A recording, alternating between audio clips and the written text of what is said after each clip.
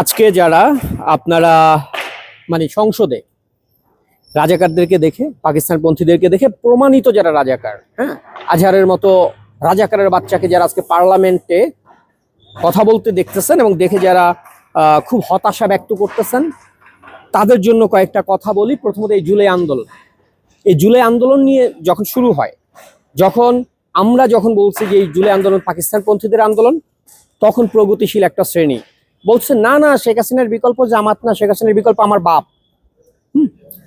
তো যাই হোক, আজকে এই সংসদে যে রাজাকারদের উত্থান, এটা জুলাইয়ের অবদান। আজকে রাজাকাররা এই দেশের আগামীর ভবিষ্যৎ কি হবে সেটা নির্ধারণ করতেছে, এটা জুলাইয়ের অবদান। আজকে এই যে রাজাকারের বাচ্চারা, আজকে পাকিস্তানপন্থী রাজনীতি এই দেশে প্রতিষ্ঠা হয়েছে, এটা জুলাইয়ের অবদান। আজকে যে ধরেন ৭১-এর নাম বলতে এই দেশে মানুষ ভয় পায়, মুক্তিযুদ্ধের নাম নিতে ভয় পায়, এটা আজকে এই জুলাইয়ের অবদান।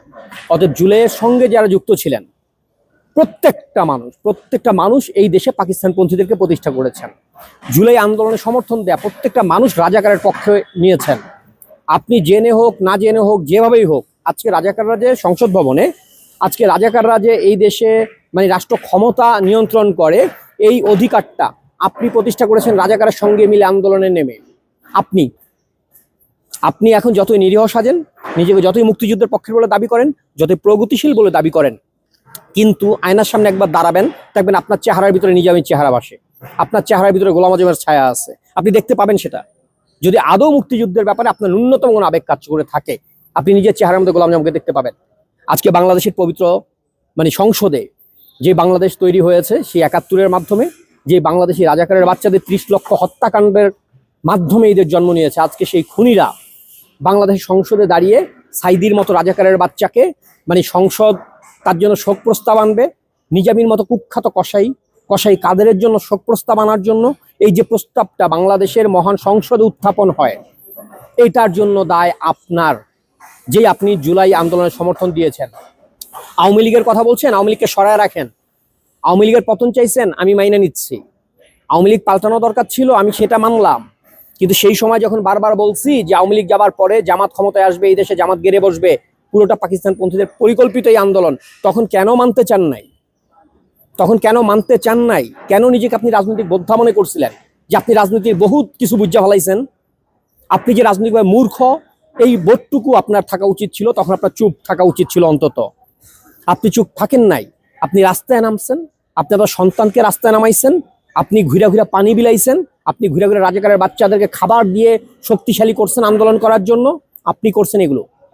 অর্থাৎ জুলাই আন্দোলনের সাথে জড়িত প্রত্যেকটা মানুষ, এরা হচ্ছে মুক্তিযুদ্ধের বিরুদ্ধে বেঈমান, এরা এই দেশের স্বাধীনতার বিরোধী শক্তি, এরা এই দেশের গণতন্ত্রের বিরুদ্ধ শক্তি, এবং তারা প্রত্যেকে রাজাকারের সমর্থক। সেটা তারা স্বীকার করুক বা না করুক। অনেক প্রগতিশীল, অনেক নারীবাদীরা এখন ইনাই মিনায় বলার চেষ্টা করতেছে যে আমরা মুক্তিযুদ্ধের পক্ষের, এটা ওইটা। এটা হচ্ছে চোখ লজ্জা।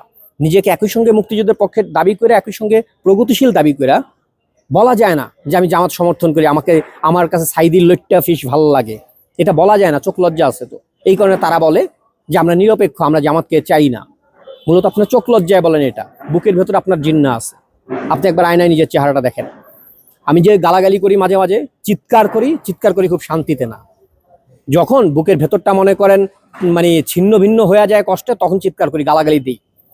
গালাগালি দিতে আমারও ভাল লাগে না।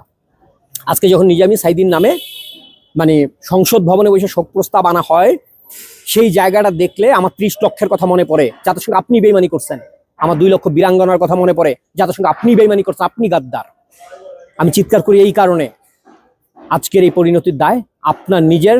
যদি আপনি একটা স্ট্যাটাসও দিয়ে থাকেন জুলাইয়ের পক্ষে, আপনি যদি জুলাই আন্দোলনে একটা শব্দ উচ্চারণ করে থাকেন জুলাইয়ের পক্ষে, আজকের দায় আপনার। নিজামী গোলাম আজমের এই বাংলাদেশ আপনি তৈরি করছেন।